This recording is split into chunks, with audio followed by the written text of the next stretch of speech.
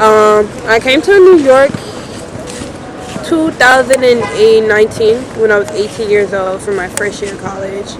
I go to Pratt Institute, Brooklyn, New York. I'm a painting major, so my main thing is to paint. I love to paint. I've painted for a very long time. I'm self-taught. I didn't really take any painting classes growing up. So honestly, it was kind of a miracle for me to be accepted to Pratt in the first place. But, I don't put a question mark where God put a period. So obviously I'm supposed to be here. And it's been a journey. First, realized racism was really a thing. I mean, like, I always knew racism was a thing, obviously. I grew up in a black environment. It was fascinating to even have white people at the school. Like, niggas was taking pictures of them. You know what I'm saying? So it wasn't, I did not grow up in a mixed community. I grew up with all black people, specifically Africans. So I grew up with my people, surrounded by my people. I didn't really experience racism. Colorism, yeah, most definitely, but not racism. First time experiencing racism was here, literally at the school. School didn't do shit about it. So if you're thinking about going to Pratt and you're a black person, please recognize that the school does not care about you. It's a great school, amazing opportunities, but they do not care about your well-being. They don't. But besides that, painting has always been really big for me.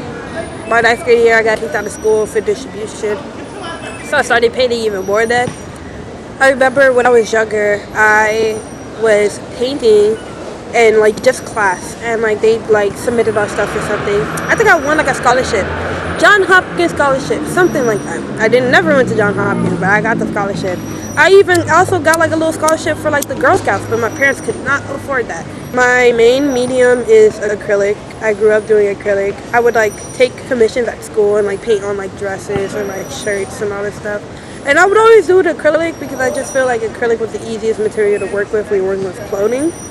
But ever since I started going to Pratt, I've been doing much more. I've done a lot of oil paintings. I started delving a little deeper into watercolor. It's a bitch though. How come?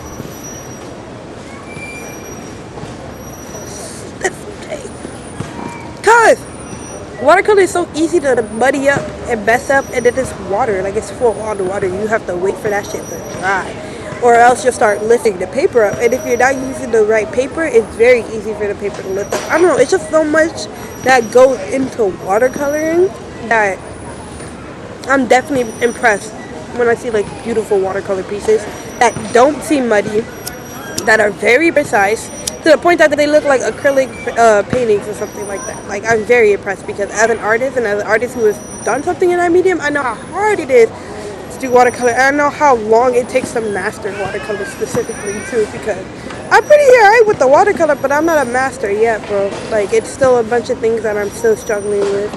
So, but it is definitely a medium that I want to advance myself in. I want to be able to leave school and be able to do a lot of things.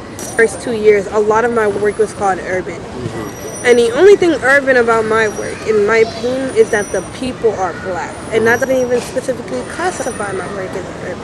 So obviously there's a lot of racism and microaggressions hidden that make it very hard for you as a black person to get an appropriate learning, to be appropriate taught, and to get an appropriate type of learning from teachers when your race is the only thing that they're really seeing. You know what I'm saying? You better go shred? Oh, yeah. We're doing a little interview. A little interview? Oh, yeah, you just... Boy, sit here, bro. The fuck? I'm just talking about life. You can't get people to not like me unless I give them a reason to, bro.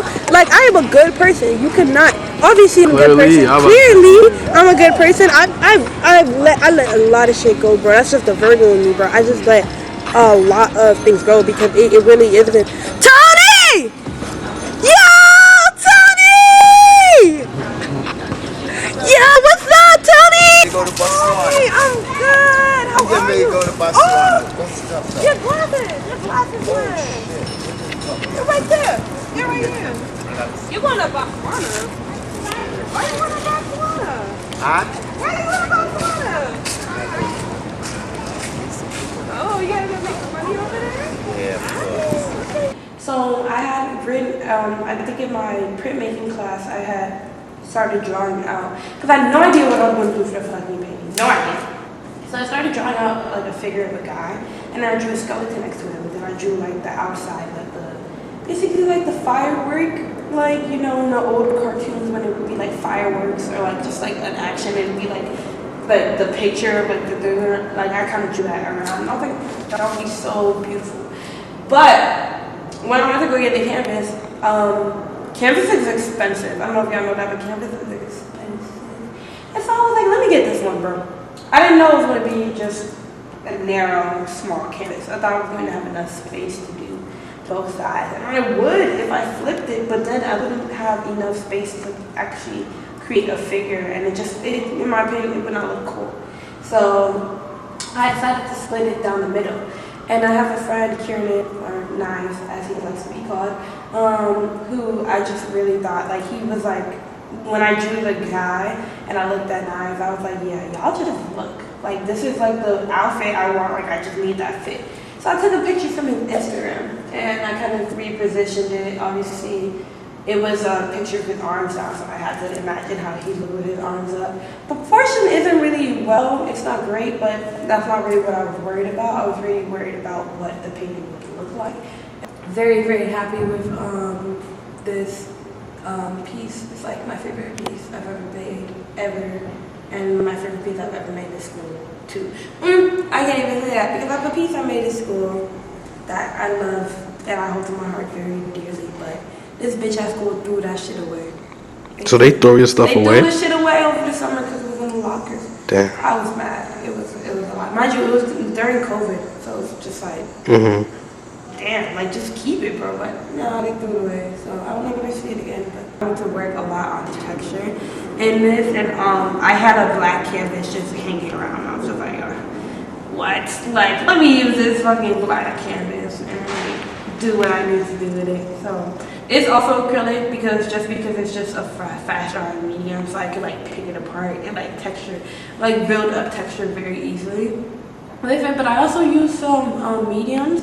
I think I used Gal Kid to like create like the kind of shine on the bottom and with the trees and like the human beings and like basically the human forms are kind of like going in a double time. So it's kind of like when they first meet the nigga. And then they're beating them up, and it's kind of just like, that's why it's like, kind of like, when I first painted it, it was definitely not this opaque. When I first painted it, the colors were definitely a little see-through, and so it got the movement of kind of like the past and the present well, but obviously it dried, and it dried very, very dark. So I can't really say it, but that was basically what was supposed to happen, so not too much. Definitely dedicated to Devilman Crybaby, one of my favorite animes. Also, just the question on what even is good and evil, and how can you, as a human being with morals, but if we were going to be black and white about certain things sometimes, none of us would be good people, none of us would be bad people, we would just be people. And that is how it is. Like, don't get me wrong though, when a nigga does something really, really bad, really, really awful, of course he's a horrible person. He's going to hell. Like, I am not one of those people who try to put a gray area on what's good or bad, because there are things that are bad and there are things that are good. And if you do a really bad thing, I don't really think that you can be a good person. Good persons don't do bad things. Good people don't rape people. So you can't be a good person when you're going to sacrifice a moral, and especially a very high moral. It's not really. I was listening to Remy Ma Conceited on repeat when I made this, and it was also just, I had to get like a bunch of paintings out the way, and like I was just tired, and I'm gonna be very honest with you, bro. Sometimes I just be half-assing shit sometimes, especially during school. I just gotta get it out. But I was really feeling myself when I did this, and I basically used Indian ink. And I did this thing where I was just blowing the Indian ink, and I just was like swishing the bottle around. And like, I don't know if you can see over there, but like around this area, there's like a bunch of black marks on the floor. That's for me. That's from the Indian ink. And I was swishing it around, and then I took some white acrylic paint, put it on my hand, did that, and just pressed out. And then I let it dry, and then I took like some blue and some purple and just went into the contours of the paint. So if you come a little closer, you might be able to see it better.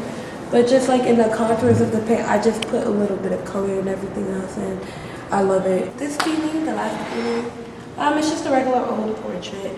My teacher had us working like the masters did and would have us put the orange and the blue on the paint, and we created a painting off those colors. So actually, there's a painting underneath that painting. And if you go a little deeper, you could kind of see the painting, like kind of see this is like the lips of the other painting. So it's the same girl, but I could not afford a second canvas. And so we were the continuation of the work we already done. Like these gray outline and stuff, that's the actual painting underneath, like all that stuff is the actual painting. And so I have pictures of it like when I was doing it, but I'm actually very, very proud of this piece as well too. It's oil, but it's dry. It's been dry for a couple of weeks, and I don't know if you can see like the texture and stuff, but that's from the painting as well. Like this purple thing's from the headphones that I had painted on the last painting as well. So, like I said, I'm very big about renewal and very big about using what you have already to create something new. Nothing is new. This earth we've been on earth for way too goddamn long for anything that we do to be new. So growing up like that, I obviously had to use what I had. I had no other choice. And so it shows now that I'm 21 and still don't have money, but I'm in art school and I have a place to cultivate my experiences and cultivate who I am as a person and put it on paper and for canvas or whatever the fuck I decide to paint on. So these are all my pieces, and none of them are signed. I just realized that none of my pieces are signed. I think it's just because it's art school. It's not like I'm selling it or anything, but I usually try to sign like my pieces. Sometimes I'll sign it on the back of the canvas because I just don't want it to be interrupting the rest of the piece. But obviously that's not good because if 200 years from now somebody sees my piece, that shit's gonna be eroded. So I obviously have to do it in a place that they can see and they can cherish and be like, oh, this person made this. I don't want to be a forgotten artist. Yeah. My name is Dami. I'm 21 years old. I was born in Nigeria, grew up in Peachtree County, Maryland, and I've been in New York ever since 2019. I go to Pratt Institute, and I'm a painting major. And what you just saw those are my paintings. And meet